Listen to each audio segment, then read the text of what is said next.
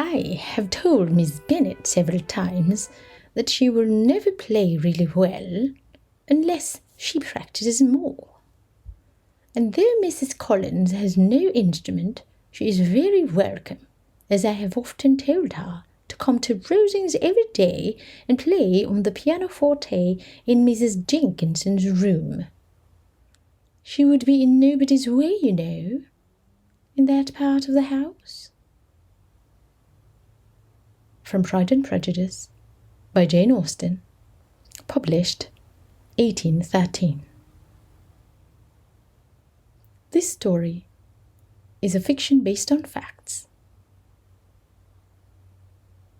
Written by Mia Rice. Jane's pianoforte.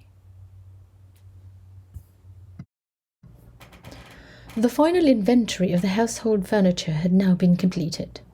The auction of material goods of the Steventon Rectory, where Jane Austen grew up and discovered her love of writing, would soon take place.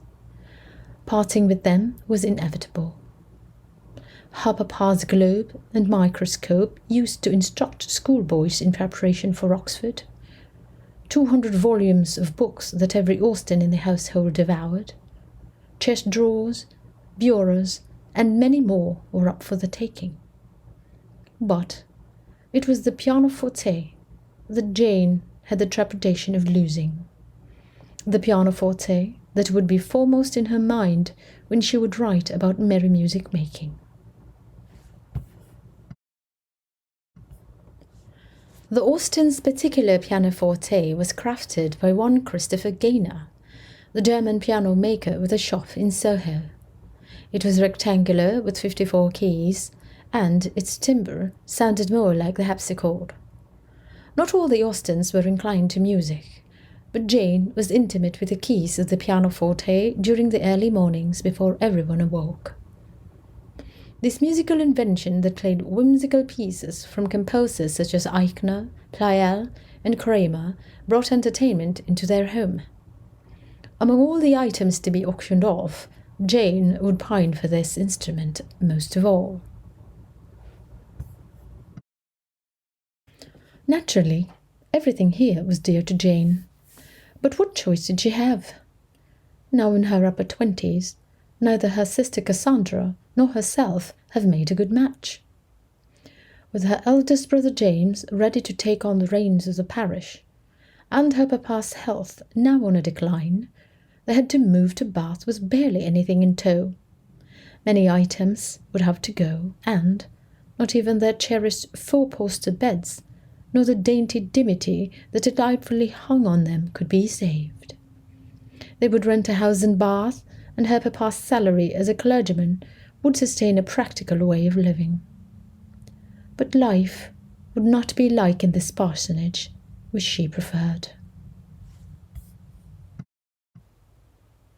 Taking one last glance at their possessions, Jane found herself at the mahogany library table. Here, sometimes she wrote her early satires and plays. Here, her father wrote many of his sermons. And here, she completed her yet-to-be-published epistolary novel, Lady Susan. Not long after, the rustling of footsteps and the sound of carriage wheels shook her from her reverie, and the doors of the parsonage opened for the viewing, and the sale of their possessions commenced. As one by one their belongings made their exit in what was once their holding place, Jane fixed her eyes at her pianoforte once more as it was being transported, then looked away. Epilogue. It is now the latter part of 1815. Reverend George Austen had long passed away. Jane Austen, Cassandra, and their mamma have settled in Chawton village. This afternoon we find Jane playing on the pianoforte. She paused and pondered on how music had graced her life very evidently, as reflected in her published books. Her heroines Emma Woodhouse, Marian Dashwood, Elizabeth Bennet, and others played the pianoforte. With a faint smile, she continued playing the ivories. The instrument she currently possessed was handsome, true enough, but her heart still fondly remembers the first one she called her own, the pianoforte at Steventon Parsonage. End.